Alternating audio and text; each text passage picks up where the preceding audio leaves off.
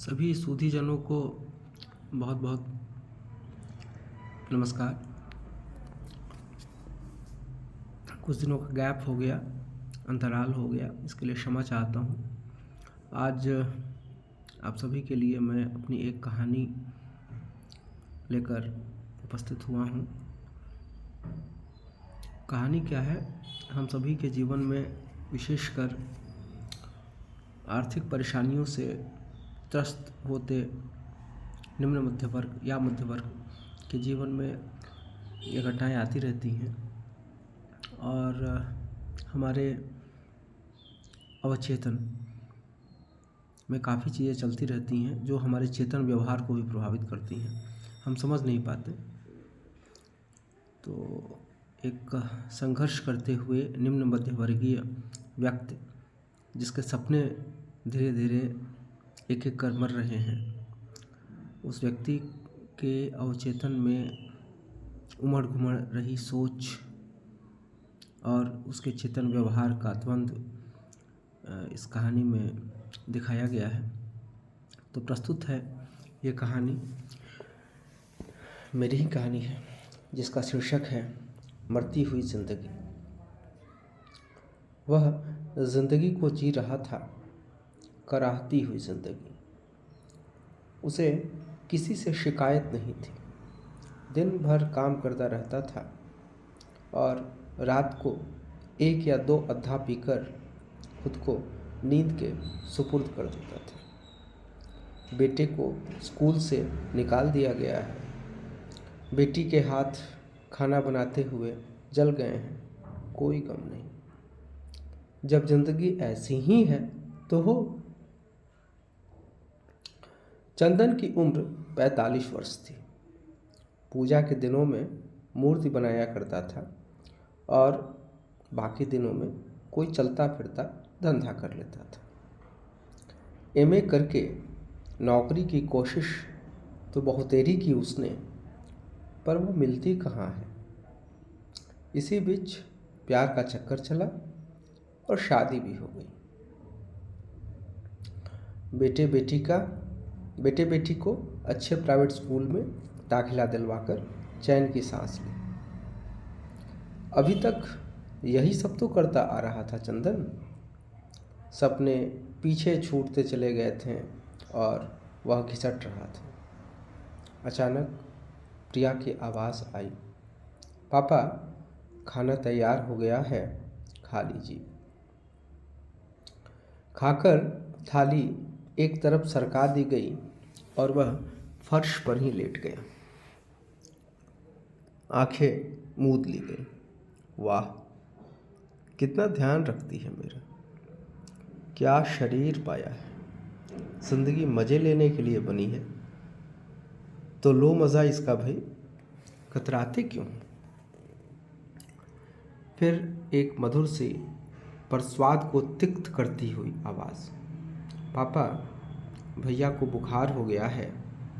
पानी की कई पट्टियाँ बदली पर उतर ही नहीं रहा है, कोई दवा ला दीजिए ना।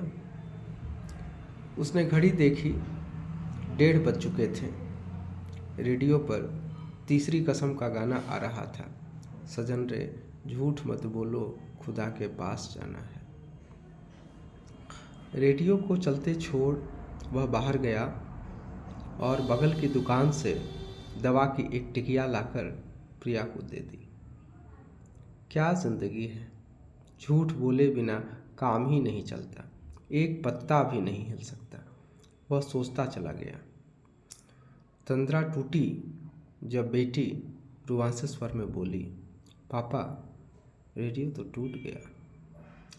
20 वर्ष पुराना रेडियो टूट गया, यानी अपनी पहचान का एक अंग कट गया। रात के 8:45। खामोशी अपना लबादा पसारे पड़ी हुई थी, बाहर कम अंदर ज़्यादा। उसने देखा प्रिया आटा गूंथ रही थी। चेहरे पर भाव यूं थे मानो कोई बड़ा किला फतह कर रही हो। आटा गूंथ कर उसने अपना चेहरा ऊपर उठाया। पापा को अपनी ओर देखते पाकर बोली, पापा चिंता मत करो, बस एक मूर्ति बिकेगी और हम रेडियो खरीद लेंगे। भैया भी अब कुछ बेहतर महसूस कर रहा है। आधे घंटे में खाना तैयार हुआ जाता है। तुम लोग खा लो, मैं अपना होमवर्क करके खाऊंगी। खाना खाकर वह मूर्ति बनाने लगा। 1 घंटे बाद जाकर उसके हाथ रुके। देखता है कि स्तन, त्रिबली और उदर भाग को छोड़कर और कुछ बनाया ही नहीं है उसने। एक बार फिर मूर्ति को निहारा और उसे कपड़े से ढक दिया। इस समय वह बहुत खुश था और भाग भाग कर सबको अपनी इस उपलब्धि के बारे में बताना चाहता था, लेकिन वह समझदार भी था, कीड़ा पतंगा ही सही। चुप रह गया और मन में अपनी तारीफों के पुल बांधने लगा। खुशी या दुख के अतिरेक में उसने अपनी आंखें मूंद ली। एक चेहराहीन शरीर जो आमंत्रण देता है और फिर असंख्य सुंदर चेहरों में बदल जाता है। बेटी सिल सिल कर चप्पल पहन रही है। साइकिल की सीट खराब हो चली है। बेटे की फीस जमा नहीं हुई है, यानी 1500 रुपये। आ ही जाएंगे, भगवान इतना कठोर नहीं है। वह सुबह 6 बजे जगा, नहाया धोया और काम में लग गया। दोपहर को 2 लोग आए और 650 रुपये देकर 2 मूर्तियाँ ले गए। बेटे बेटी के चेहरों पर कई दिनों बाद मुस्कान दिखी, मानो कई दिनों की भूख के बाद कुछ दाने पेट में जाने की आशा बंधी हो। शाम को एक और आदमी आया। उसे भी मूर्ति ही चाहिए थी। मूर्तियाँ तो कई थीं, पर अधूरी। वह आदमी कपड़े से ढकी मूर्ति के पास गया और 1 मिनट बाद की प्रतिक्रिया, वाह, वंडरफुल, 1500 ले लो, पर इसे मुझे दे दो। वह देखता रहा था उस आदमी को। उसके चेहरे में पैसा ही पैसा दिख रहा था। फिर चेहरा, ओफो, गोरा है, स्मार्ट है, तो मुझे क्या। पर चेहरे पर किसी के हस्ताक्षर दिख रहे हैं। शायद और भी बहुत कुछ दिख रहा है। हाँ, रेडियो। उसे बेटी का हंसता चेहरा याद आया था। वैसे वह कभी कभार ही दिखता था। उसने हाथ बढ़ा दिए थे और उसकी हथेली पर 500 के 3 नोट आ गए। रात को फिर खाना खाया उसने। कुछ देर तक मूर्ति बनाई और सो गया। बेटा क्लास में फर्स्ट आया है। बेटी को गायन में पहला स्थान मिला है। भाई बहन सेब खाते हुए रेडियो पर गाना सुन रहे हैं और ठहाके मारकर हंस रहे हैं। बेटा नई साइकिल चला रहा है और प्रिया साइकिल के पीछे पीछे दौड़ रही है।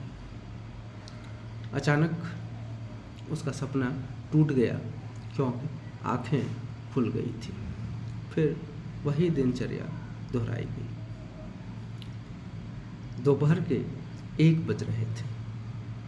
उसने साइकिल उठाई और पैडल मारते हुए चल पड़ा। आज उसे बहुत सारे काम करने थे। दिमाग में घूम रहे थे बेटे की दवाइयाँ, बेटी के लिए चप्पल, एक अच्छा सा रेडियो, बेटे की फीस और राशन। वह एक घर के सामने रुका और दरवाज़ा खटखटाया। किसी ने दरवाज़ा खोला और चंदन भीतर दाखिल हो गया। लतिका बोली, क्या बात है, कहाँ से आ रहे हो? साइकिल में ताला तो लगा दिया है ना? अच्छा बैठो, चाय बना कर लाती। किचन से खटर पटर की आवाज़ आती रही और वह सोचता गया।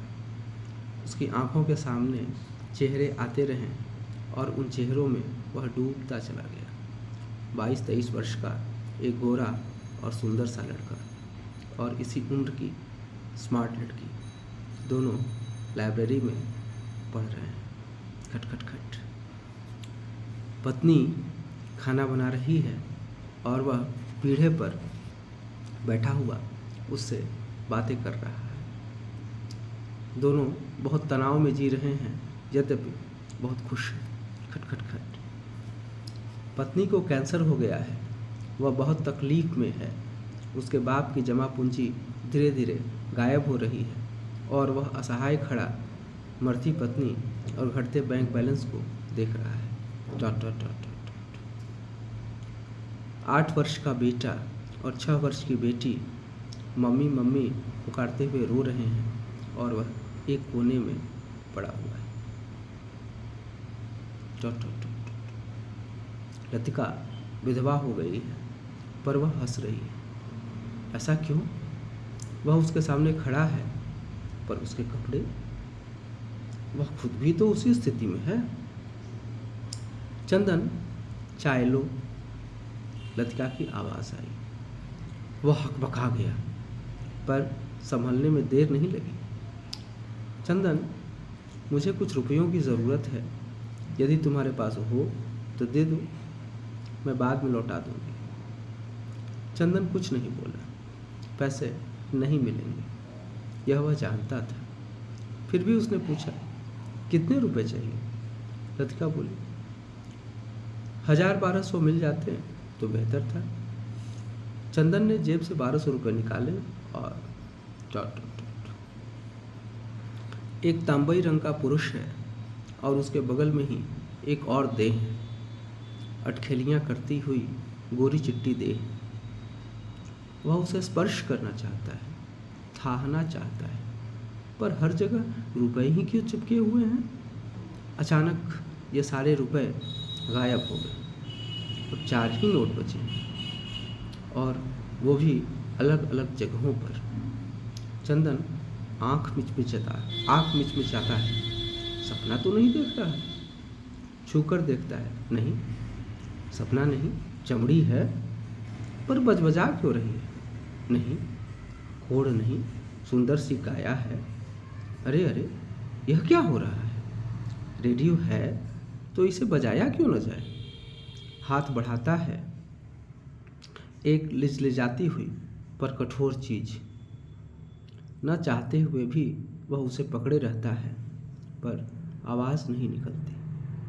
वह पस्त हो गया है, पसीना उसकी रग रग से चुहचुहाने लगा है। सामने दुनिया का सबसे नायाब रत्न पड़ा है और वह ख्वाब देख रहा है। अचानक उसे बुखार से तपते बेटे का चेहरा दिखा। रेडियो पर गाना सुनती, हंसती मुस्कुराती बेटी दिखी और दिखा 1 किलो सेब। फिर ये सभी एक दूसरे में गड्ढमड्ढ हो गए और उसे मुंह चिढ़ाने लगे। गोरी चिट्टी देह की फुसफुसाहट सुनाई दी, तुम अभी भी युवा हो। अरे, जिंदगी तो मजे लेने के लिए बनी है, तुम कतरा क्यों रहे हो? पुरुष का शरीर एक बार जोर से कांपा और फिर स्थिर हो गया। थोड़ी देर बाद चंदन नाम के 45 वर्षीय आदमी को हम पुनः साइकिल चलाते हुए देख रहे हैं।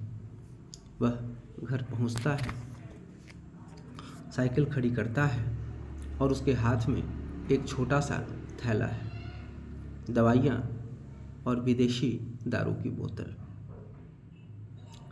एक लड़की पूछती है, पापा मेरे स्लीपर नहीं लाए? बाप बोला, तेरे भाई के लिए दवाइयाँ और तेरे लिए डॉट डॉट डॉट। तू भी आखिर वही है ना? 13 वर्ष की लड़की अचरज में अपने बाप का चेहरा देखती है और बाप टांगे फैलाकर लेट जाता है। तो यही थी मेरी कहानी। बहुत पहले लिखी गई थी, संभवतः 2006 में मैंने ये कहानी लिखी थी। कहानी आज भी उतनी ही सच है, आज से 50 साल पहले भी शायद उतनी ही सच थी, थोड़ी कम सच। हम सभी यदि आर्थिक रूप से परेशान हों तो नियत यही होनी होती है। कई लोग इस नियति से खुद को बचा भी लेते हैं, लेकिन हमारी आर्थिक नियति जो है, यानी हम या हमारी आर्थिक नियतिहीनता कहिए, जो है वो हमें हृदयहीन बना देती है। उसी प्रकार से जैसे प्रेमचंद की कहानी कफन है, वो एक व्यक्ति के डिह्यूमनाइजेशन की कहानी, किस प्रकार से व्यक्ति जो है वो पतित हो जाता है। तो हमारी जो परेशानियां हैं, चाहे वे भावनात्मक परेशानियां हों, विशेष करके आर्थिक परेशानियां, वो हमें पतित बना देती हैं। इसीलिए ईश्वर न करे गरीबी, प्यार की कमी किसी के जीवन में हो, क्योंकि कोई व्यक्ति कैसा बनता है इसमें काफ़ी हद तक उसकी आर्थिक और भावनात्मक कमियों का योग रहता है। तो मेरा पॉइंट ऑफ व्यू कुछ और हो सकता है, आपका पॉइंट ऑफ व्यू कुछ और हो सकता है। मैं भी